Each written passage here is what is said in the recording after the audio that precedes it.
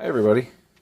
So I'm back at it again today. I've started to use some of these tools out of my truck, and these little balls on the extensions, they start to seize up on you after a period of time. So I just clamp them in the vise, and I've been working at this one here, and you just push that little ball down and the rust is coming out of there. Can you see? I don't know if you can see that, but doesn't want to focus. There we go. So you can see just this slimy stuff coming out of there. Now these get wet, these extensions, if you use them outside, and then you put them away and the water stays in that, behind that little ball, and it just rusts away. There's a little spring inside there, and if you just get that apart like I just did, you just push it open, drop a couple of drops of oil in there, and they'll work for a long time if you maintain your stuff. Okay, I'm going to do this one. I got 4 extensions. I just dug up a little 3" by 1/4" extension because I was missing one. Something flat would work the best on this. That one's not too bad. But sometimes you can see a little air bubble coming out of there.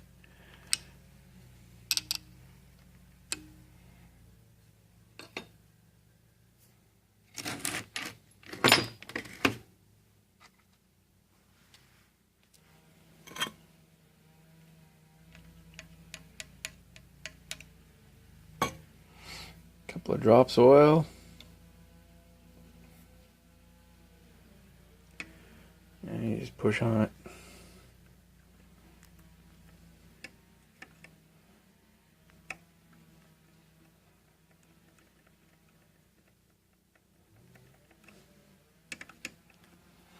So over the winter, they will get a lot worse if I don't get some oil in there. So what I wasn't really planning on making a video today, but I pulled this ratchet out of a drawer and it was completely seized.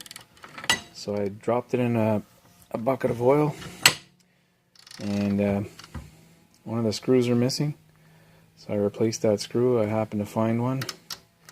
This button wouldn't move back and forth. I got it. It seems to be working better now. And it's working, period. I didn't really want to do this, but you can see this grime coming out of there. I've done this a few times now. I've wiped it clean, and I've dunked it back in the oil again. And that grime and rust just keeps working its way out. You see it coming out again.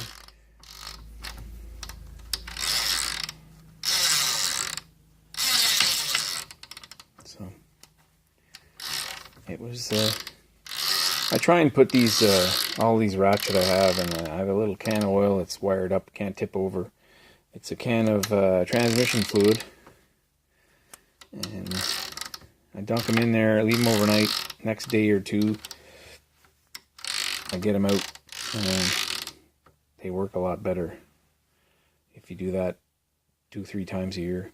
So here's another one. I pulled a screw out of this one here to try and match up a screw for this one, and I was lucky enough to find that screw.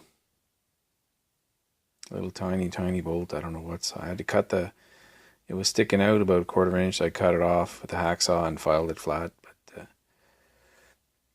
this is the one that was giving me trouble. This one was working fine, but look at this stuff coming out of there.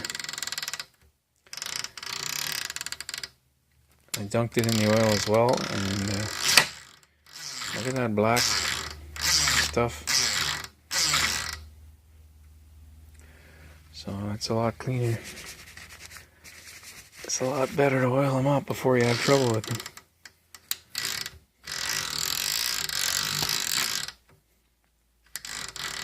And the little detent bolt on these as well needs to be lubed from time to time. So I'll do that while I'm at it. I'm going to get some in there. You can see the rust in there.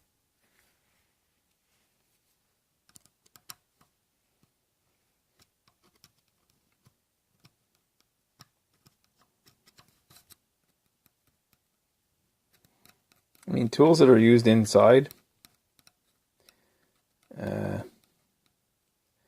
I'm not subjected to as much moisture and salt and dirt.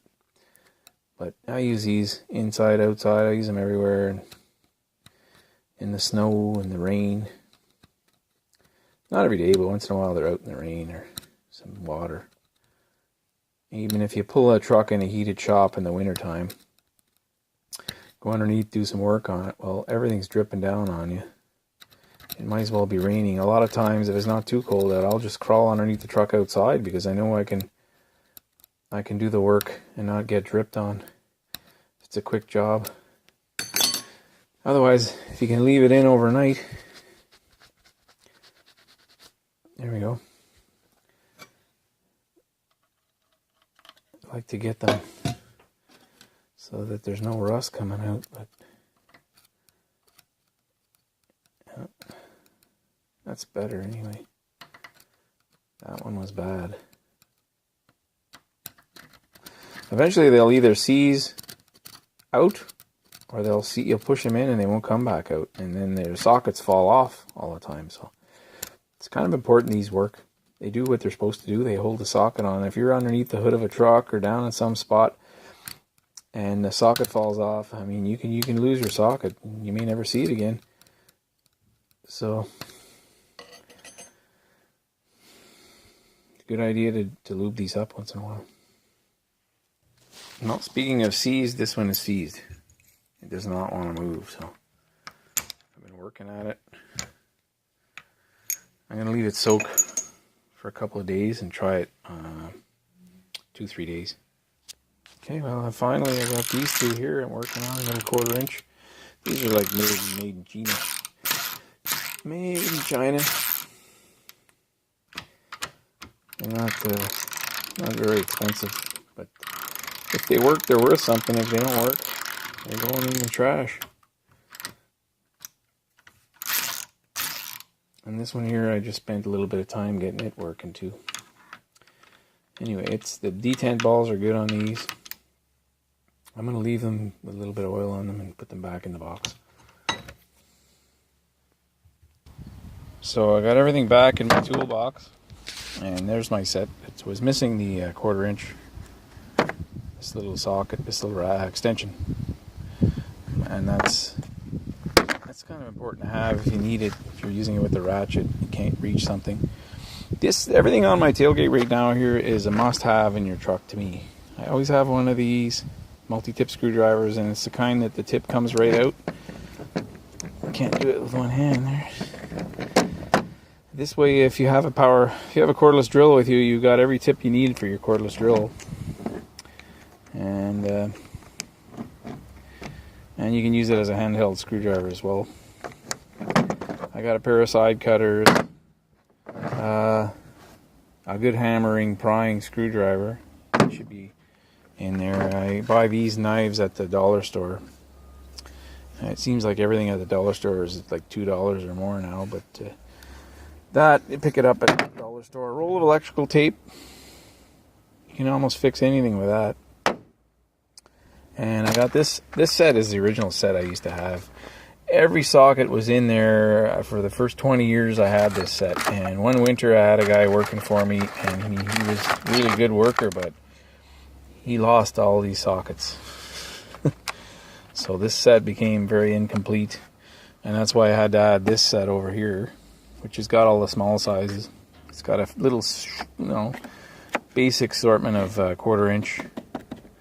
And it's got all these little tips here. These are kind of throwaway. These are kind of one-time use. And it's got this here. All those little 1/4 inch will fit in here, and the other end is it's a little square. So you got the hexagon drive, and it's got a little spring type of retainer in there, and that can attach to either your ratchet or your nut driver. So make sure I don't lose that. That's really important. A little bit of twine, always handy to have. Some tie wraps. I never ever go without tie wraps in my truck. A hammer and a ball peen's really handy, but a claw hammer you can get away with doing a lot more stuff with it. You can pry with this. You can chop things with it. I've always got a strap, at least one. Right now I think I have 2 or 3 in there.